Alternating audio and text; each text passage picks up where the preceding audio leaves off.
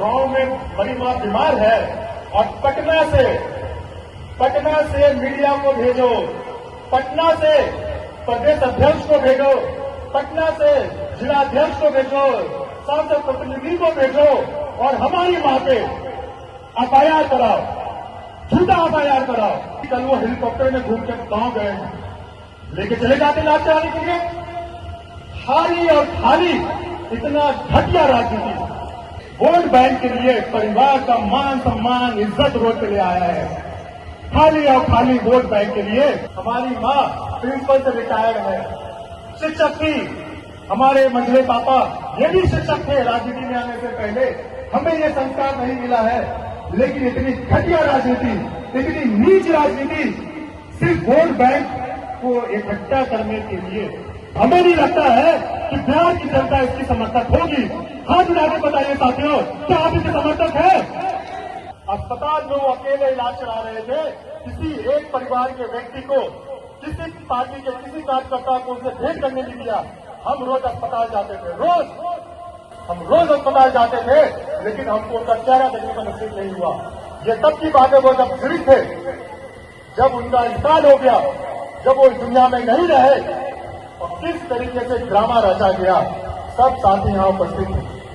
किस तरीके से उनकी मौत को वोट बैंक में कैसे बदला जाए, उनकी मृत्यु को किस तरीके से भगाया जाए, हमारे सभी साथियों ने देखा। क्यों? क्योंकि 2020 का चुनाव था साथियों। आप इस घटनाक्रम को समझिए। 2020 का वो चुनाव था जहां पे उनको ये शर्म नहीं आई कि अपने पिता का मृत्यु का मजाक उन्होंने बना दिया। किस तरीके से वीडियोग्राफी कर रहे थे ताकि वोट ले सके। और उस वक्त नीतीश कुमार जी को वो गाली देते थे। नीतीश कुमार जी को वो बोलते थे, क्या बोलते थे कि भाई हमारे पिता का अपमान किया इन्होंने, हम उन्हें जेल भेजेंगे। तो वो अपमान कहां गया? बिहार की जनता पूछती है, पूरा दलित समाज पूछता है कि जिसके लिए आप लड़ाई लड़ रहे थे, जिसको आप जेल में भेजना चाह रहे थे, जब आप ये कह रहे थे कि भाई हमारे पिता का, हमारे जननायक नेता, हमारे बड़े पे पापा रामविलास पासवान जी का उन्होंने अपमान किया, तो आप उनके साथ गले में गले कैसे मिला रहे हैं? ये बिहार की जनता सवाल पूछती है, राष्ट्रीय लोक जनशक्ति पार्टी सवाल पूछती है, दलित समाज सवाल पूछती है। घटनाक्रम समझिए साथियों। उसके बाद जब 2024 का चुनाव आया, एक और घटना घटी। आदरणीय उप मुख्यमंत्री जो हमारे हैं, पूर्व मुख्यमंत्री, राष्ट्रीय जनता दल के नेता तेजस्वी यादव, उस पर उन्होंने इल्जाम लगाया। क्या इल्जाम लगाया? हमारी मां को गाली दिया। सब जगह बोल रहे थे कि भाई तेजस्वी यादव हमारी मां को गाली दिया, उनको बदनाम करने का प्रयास किया। क्यों? सहानुभूति वोट बटोरने के लिए। आप कौन सा दिन आया है?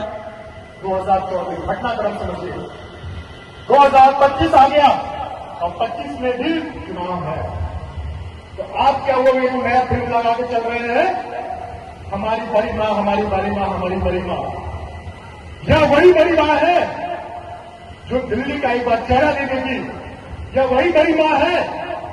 ये लोग कह के निकले कि भाई हमारी बड़ी मां का तबियत खराब हो गया। घटनाक्रम समझिए। जब किसी का तबियत खराब होता है तो आप परिवार के सदस्य होकर क्या करते हैं? इलाज कराते हैं कि नहीं?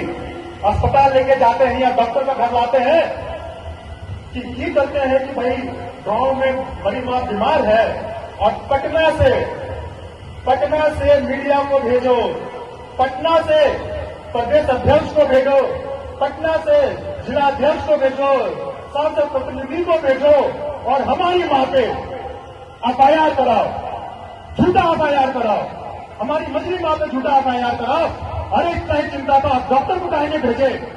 अभी कल वो हेलीकॉप्टर में घूम कर गांव गए हैं, लेके चले जाते लाश चढ़ाने के लिए।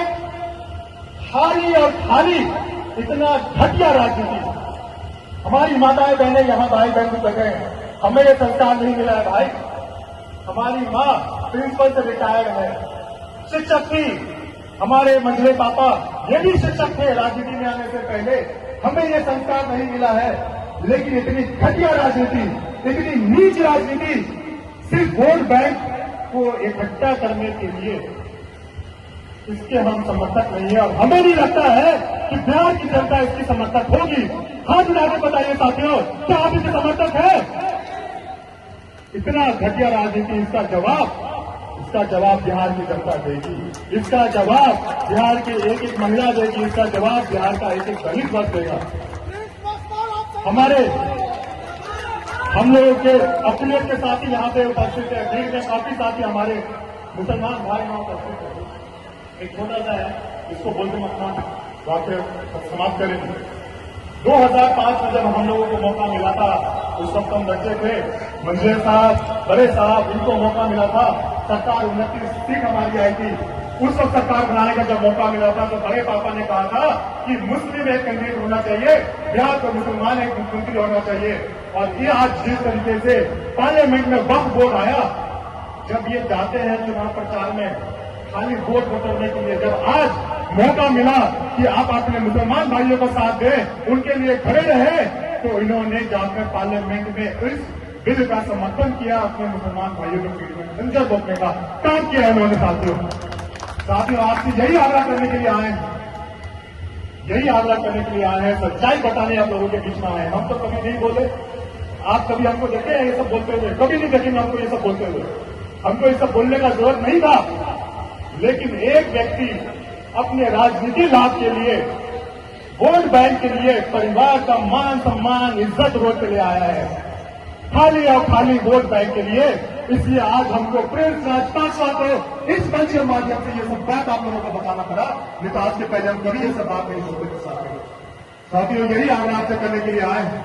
यह जो विभाग सरकार बिहार में चल रही है, भ्रष्टाचारी सरकार बिहार में चल रही है, इसका जवाब हम लोग चुनाव में देंगे। दवा पानी का इंतजाम करके रखिए, ज्यादा कुछ हम नहीं कहेंगे। इन्हीं चंद शब्दों के साथ साथियों आप लोग इतनी हजारों की संख्या में आज यहाँ उपस्थित है, हम आप सबों को शीश झुकाकर हम प्रणाम करते, अभिनंदन करते हैं, बहुत बहुत हम धन्यवाद देते हैं। जय हिंद, जय हिंद।